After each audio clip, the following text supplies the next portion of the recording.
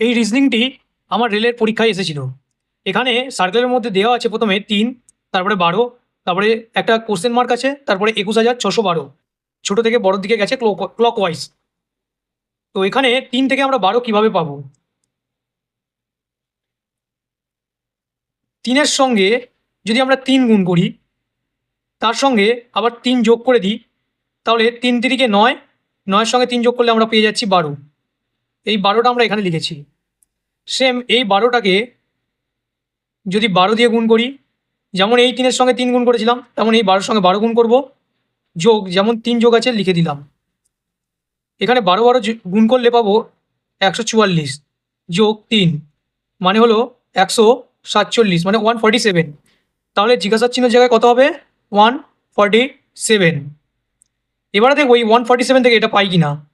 147 into 147 যোগ দিলাম আবার ৩। এইটা গুণ করলে আমরা পাবো ২১,৬০৯ যোগ ৩ সমান সমান ২১,৬১২। তাহলে এটা আমরা পেয়ে গেলাম। তাহলে জিজ্ঞাসার চিহ্নের জায়গায় আমরা কত পেয়েছি? এখানে 147 এইটা পেয়েছি। তাহলে এখানে আমাদের 147 কারেক্ট অ্যান্সার হবে।